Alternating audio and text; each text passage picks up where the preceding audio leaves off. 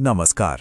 आज हम एक ऐसी कहानी की पड़ताल करने जा रहे हैं जो हजारों सालों से सुनाई जा रही है। द्वारका के महान शहर की कहानी।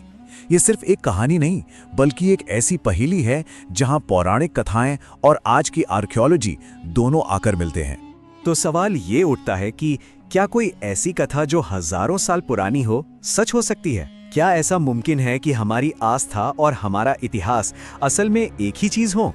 चलिए आज इसी रहस्य की तह तक पहुंचने की कोशिश करते हैं। कहानी की शुरुआत होती है साल 1983 में, अरब सागर की गहराइयों में। जब आर्कियोलॉजिस्ट्स की एक टीम ने समंदर में गोता लगाया तो उन्हें कुछ ऐसा मिला जिसने इतिहास की हमारी पूरी समझ को हिलाकर रख दिया। तो सबसे पहले बात करते हैं इसी डूबे हुए रहस्य की। आखिर समंदर की गहराइयों में ऐसा क्या मिला था और इसने कैसे कैसे सवाल खड़े कर दिए। डॉक्टर एसआर राव की टीम ने जब पानी के नीचे देखा तो वो हैरान रह गए। जो चीजें उन्हें दिखीं वो कुदरती तो बिल्कुल नहीं थी। सोचिए, पानी के इतने नीचे इंसानों के बनाए हुए स्ट्रक्चर्स, बड़ी बड़ी तराशी हुई चट्टानें, ऊंची ऊंची दीवारें। ऐसा लग रहा था मानो गहराई में एक पूरा का पूरा शहर छिपा हो। चलिए अब जरा इस मॉडर्न खोज से हटकर उस प्राचीन कथा की तरफ चलते हैं जहां से द्वारका की कहानी शुरू होती है। देखिए, पौराणिक कथाओं के मुताबिक द्वारका का मतलब है द्वारों का नगर।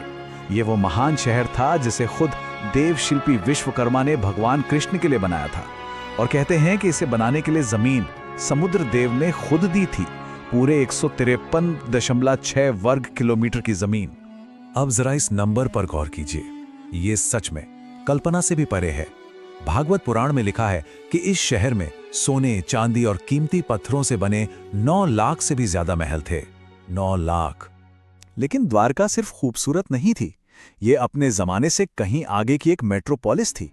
सोचिए, एक ऐसा शहर जहां एक वेल प्लान्ड बंदरगाह हो, पानी के एडवांस सप्लाई हो, खूबसूरत बाग बगीचे और चहल पहल वाले बाजार हो।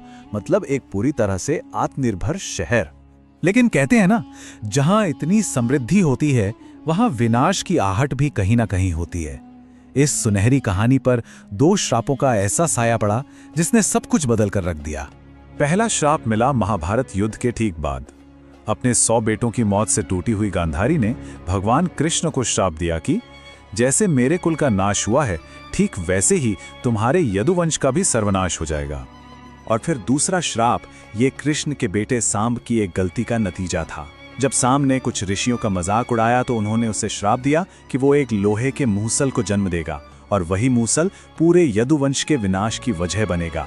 और फिर एक एक करके वो सारी भविष्यवाणियां सच होने लगीं। सबसे पहले श्राप की वजह से उस लोहे के मूसल का जन्म हुआ। उसे पीसकर समंदर में फेंक तो दिया गया, लेकिन उसका असर खत्म नहीं हुआ। वक्त के साथ यदुवंश में अहंकार और अधर्म बढ़ने लगा। और फिर एक दिन एक उत्सव में नशा इतना बढ़ा कि ग्रह युद्ध छिड़ गया और पूरे वंश का सफाया हो गया। इसके बाद भगवान कृष्ण ने भी अपनी लीला समाप्त की और उनके जाते ही समंदर ने अपनी दी हुई जमीन वापस ले ली और द्वारका नगरी हमेशा के लिए लहरों में समा गई। तो चलिए अब कहानी से वापस आज की दुनिया में लौटते हैं और देखते हैं कि इस कथा का सच ढूंढने के लिए क्या-क्या कोशिशें हुई। सच को ढूंढने का ये सफर दशकों तक चला।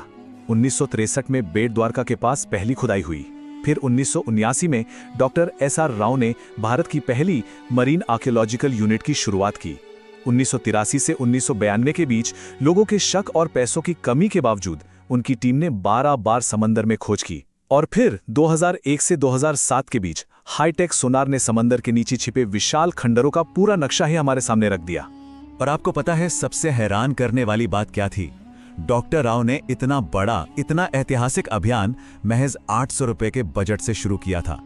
सिर्फ 800 रुपए। ये दिखाता है कि उनका यकीन और उनकी लगन कितनी मजबूत थी। और यहीं पर आकर कथा और खोज एक दूसरे से मिलने लगते हैं। एक तरफ है महाभारत का जिक्र और दूसरी तरफ है आर्कियोलॉजिकल सबूत।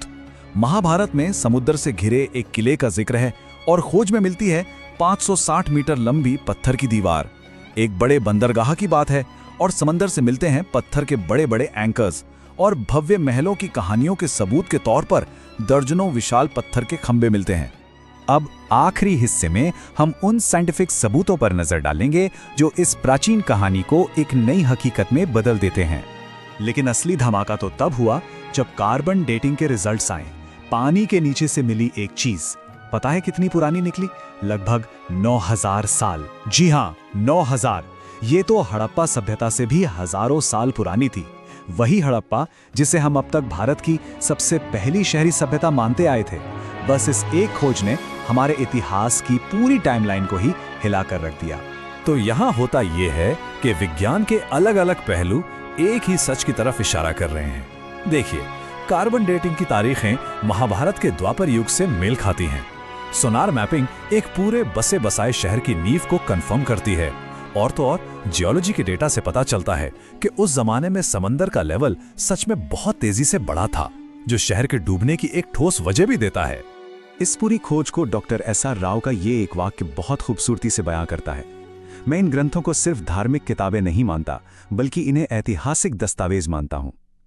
ये नजरिया ही हमें सिखाता है कि प्राचीन कहानियों में भी इतिहास छुपा हो सकता है, जो बस खोजे जाने का इंतजार कर रहा है।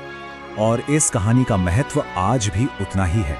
इसी साल 2024 में प्रधानमंत्री नरेंद्र मोदी ने भी इस जगह पर जाकर पूजा की और डूबे हुए शहर को सम्मान देने के लिए मोर पंख अर्पित किया। ये दिखाता है कि द्वारका आज भी हमारे लिए कितनी अहम है। तो द्वारका की ये कहानी हमें क्या सिखाती है? शायद यही कि कुछ कहानियां कभी खत्म नहीं होती, वो बस सही वक्त का इंतजार करती हैं, दोबारा जगाए जाने का, जब विज्ञान और आस्था एक साथ मिलकर हमें गहरे सच से मिलाते हैं। जय द्वारकाधीश।